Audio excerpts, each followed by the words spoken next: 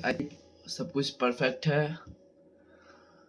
NSCJS का lecture number 1 matter in our surrounding. हम लोग इस चैप्टर को NSC 2026 के लिए पढ़ेंगे। अभी तुरंत पढ़ेंगे हो सकता है ख़त्म भी कर दे। 1.5 मतलब 1 से 1 घंटा से कभी का क्लास रखेंगे। ये पूरा का पूरा कंप्लीट कोर्स होने वाला है। केमिस्ट्री का स्टार्ट करें। और ये अगर आपको कोई भी डाउट है तो आप ओरिएंटेशन का सेशन जाके देख सकते हैं। मैं स्टार्ट करता हूँ।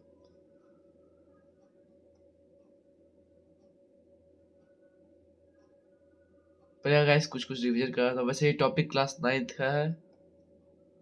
मैटर क्या होता है? कोई भी चीज जिसको हम लोग देख सकते हैं, जिसके पास मास हो, जो कि स्पेस को ऑक्यूपाई करे। कुछ एग्जांपल है आपके सामने, जैसे ये रॉक हो गया, वाटर, और ये कुछ गैसेस।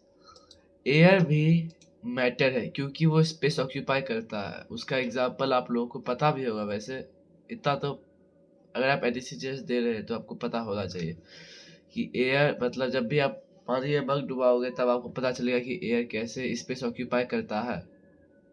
मेरा गला खराब है थोड़ा सा।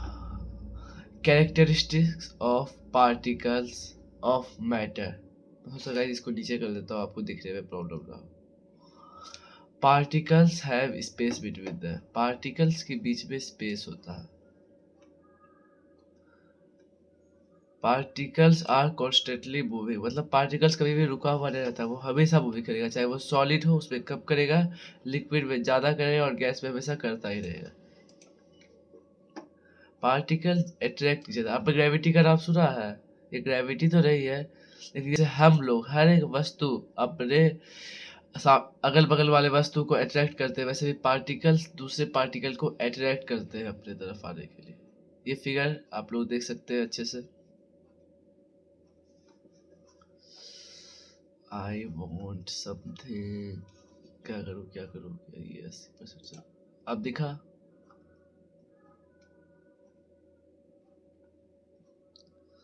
मैं थोड़ा सा छोटा कर देता हूँ। हाँ, स्टेट्स ऑफ मैटर नया टॉपिक है। ऐसे बहुत सारे स्टेट्स ऑफ मैटर होते हैं। जैसे पाउडर का स्टेट्स ऑफ मैटर अलग होता है, लेकिन जनरली NCERT 5 टाइप का फॉलो करता है। लेकिन हम लोग 5 टाइप का पढ़ेंगे, लेकिन अभी हमें सिर्फ 3 टाइप का पढ़ना है। सॉलिड, लिक्विड और गैस।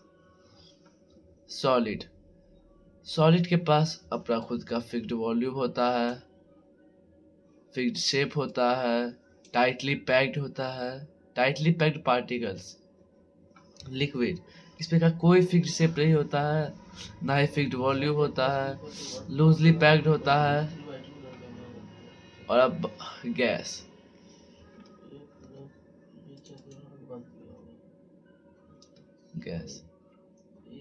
No fixed shape. इसमें ना ही कोई फिक्स्ड शेप होता है। पार्टिकल्स बहुत दूर दूर तक होते हैं, कोई यहाँ घूम रहा है, कोई वहाँ घूम रहा है, ऐसे होता है।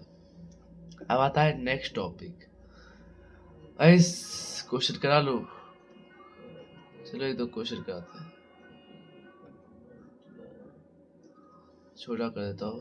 पोल यहाँ पे अवेलेबल नहीं रहता है। Poll which of the following is not a state of matter? Heat होगा गाइस सही आंसर। कमेंट में आप लोग इस सब का आंसर मुझे जरूर बता देना। ऐसे मैं अपने से क्वेश्चन पूछूं तो अभी तक पढ़ाया कहाँ है यार कुछ, अब तो पढ़ाऊंगा। डिफ्यूजन तो गाइस कैमरा टिल्ट करता हूँ, आपको दिख नहीं रहा होगा। ओके, डिफ्यूजन प्रोसेस मतलब डिफ्यूजन होता है कि आप अपने से जो है ना, मतलब अपने से कोई चीज को नहीं मिला रहे हो, वो चीज नेचुरली मिल रहा है अपने आप। जैसे कि एग्जांपल में लूँ तो शुगर और एग्जांपल में शुगर और वाटर। आपको लग रहा होगा शुगर और वाटर तो मिल जाते हैं, हमें मिलाना पड़ता है, लेकिन हम लोग उसे फास्ट करने के लिए ऐसा करते हैं। अगर वही हम लोग शुगर और वाटर को 1 घंटे के लिए छोड़ देंगे तो आप लोग देखोगे तो उसके पार्टिकल्स और वाटर के पार्टिकल्स आपस में मिक्स हो जाते हैं। इसी प्रोसेस को डिफ्यूजन कहा जाता है। बहुत ही आसान सा ये टॉपिक है।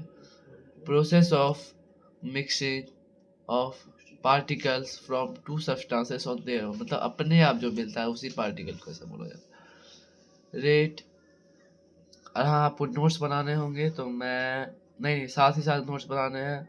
अगर आपसे नोट्स नहीं बनते तो वीडियो को दोबारा देखो, जिस जिस पॉइंट पे नोट्स नहीं बने हैं वो पॉइंट क्लियर कर लो और नोट्स बना लो। Rate increases with temperature due to increase of kinetic energy. इसका मतलब आप लोग समझे, मतलब ये बहुत जल्दी जल्दी होगा अगर हम लोग काइनेटिक एनर्जी को बढ़ा देंगे। काइनेटिक एनर्जी मतलब हीट को अगर हम लोग बढ़ा देंगे तो ये बहुत जल्दी जल्दी नेचुरली मिक्स होगा उसके खुद के प्रॉपर्टी के बेसिस पे। गाइस ये लोग ये क्वेश्चन करो, मैं कैमरा थोड़ा सा हटा देता हूँ, क्वेश्चन करने में दिक्कत ना हो। क्वेश्चन है what effect to the rate of diffusion when temperature increases. जब टेम्परेचर बढ़ेगा तो रेट ऑफ डिफ्यूजन में क्या फर्क पड़ेगा। पहला है ये डिक्रीज होगा, it remains the same, it increases, it stops. Comment पे गाइस आप लोग इसका आंसर दोगे। बहुत आसान सा क्वेश्चन है, कमेंट में आंसर मुझे मिल जाना चाहिए इसका। क्वेश्चन नंबर 1 का ये क्वेश्चन तो मैंने करा ही दिया था।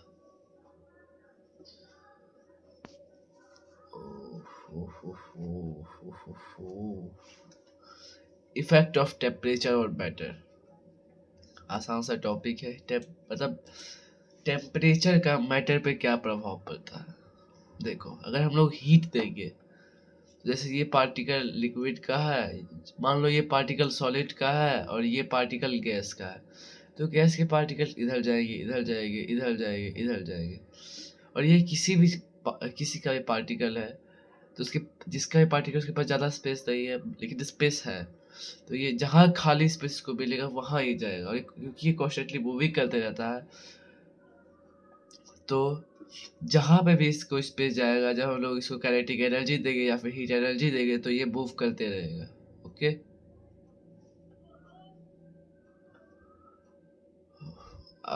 ये भी बहुत ही इजी सा टॉपिक है, थोड़ा छोटा करते हैं। देखो ये सॉलिड है, ये लिक्विड है, ये गैस है। ओके, जब हम लोग सॉलिड को मेल्ट करेंगे तो वो वाटर बनेगा, वाटर को वेपराइज करेंगे तब वो बनेगा गैस। और फिर गैस को जब सब्लिमेशन करेंगे, सब्लिमेशन एक प्रोसेस होता है जिससे हम लोग एयर को डायरेक्ट सॉलिड बना सकते हैं बिना लिक्विड फॉर्म में उसको लाए हुए। ये भी पढ़ाऊंगा, आज के लेक्चर में नहीं पढ़ाऊंगा। ये उसका matter is around us pure का sir. Latent heat, latent heat क्या होता है, छोटा करो, यहाँ पे हीट लिखा हुआ है, वही मैं आपको दिखा रहा था।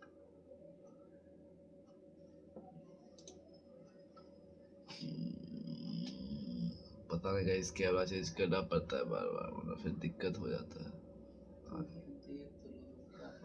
Heat energy, heat energy required to change the state of a substance without changing temperature। Heat energy, मैं आपको ये सब हटाता हूँ, मैं आपको सीधा बताता हूँ।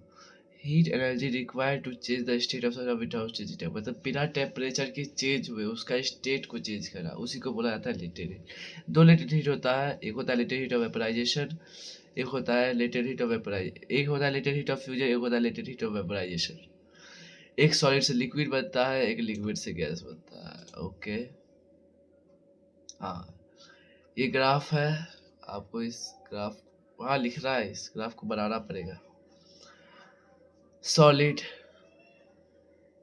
गाइस, ये रेड सॉलिड है, उसको फ्रीज कर देंगे लिक्विड बन जाएगा, उसको वेपराइज कर देंगे गैस बन जाएगा, उसको कंडेंसेट कर देंगे लिक्विड बन जाएगा, लिक्विड को फ्रीज कर देंगे सॉलिड बन जाएगा।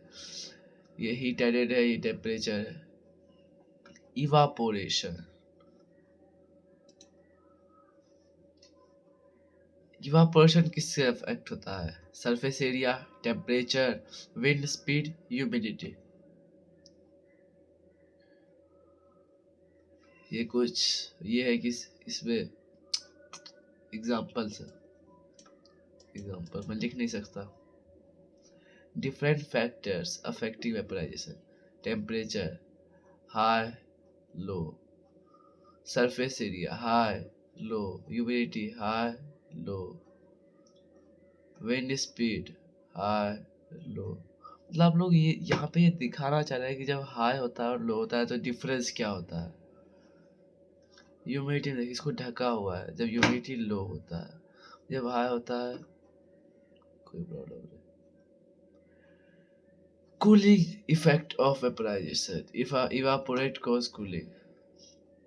देखो जब भी इवापोरेट होता है तो सरफेस मॉलिक्यूलर अब्जॉर्व करता है हीट को, इंक्रीज करता है काइनेटिक एनर्जी ऑफ मॉलिक्यूल्स को, ओवरकम करता है फोर्स ऑफ अट्रैक्शन को, एस्केप करता है गैस से और वाटर वेपर से, डिक्रीज द काइनेटिक एनर्जी और remain molecules and cause cooling. अब मैं आपको अच्छे से समझाता हूँ।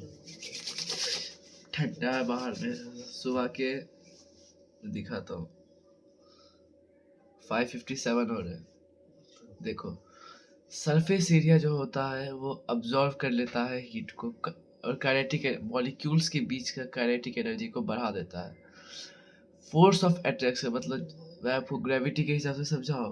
जैसे गाइस ये दो पेन है, मान लो ये दो मैग्नेट है, इसका फोर्स ऑफ अट्रैक्शन को कम कर देता है और स्केप कर जाता है गैस को और गैस को या फिर वाटर वेपर को।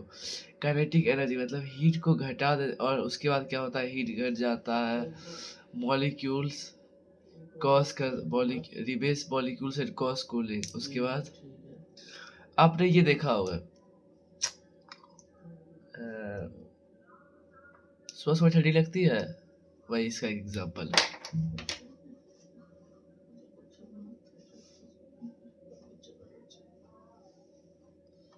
ये देखिए एक और example. Which of the following cannot be considered in the form of matter?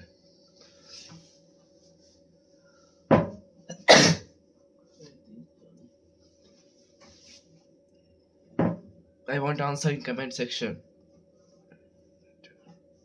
जल्दी जल्दी आंसर कमेंट में बता दो।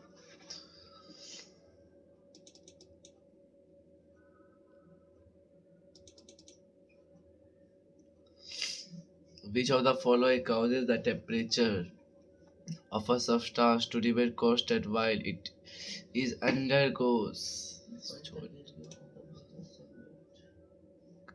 हाँ क्वेश्चन ये है, which of the following causes the temperature of a substance to remain constant while it is undergoing a change in state? बहुत आसान है। मैं चाहूंगा कि आप लोग कमेंट सेक्शन में सबके आंसर दो। मेरा फेस थोड़ा काला जैसा लग रहा है, लाइट यहाँ अच्छी नहीं आ रही। What is the physical state of matter in which particles have the least kinetic energy? सोचो सोचो, पढ़ाया है मैंने, I remember that.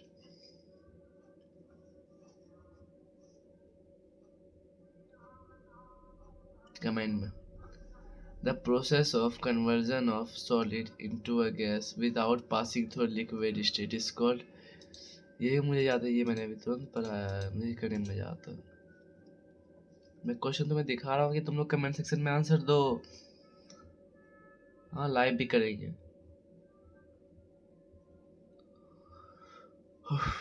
आज का ये लास्ट क्वेश्चन था। Thank you for the session. और अब हम लोग क्या करें?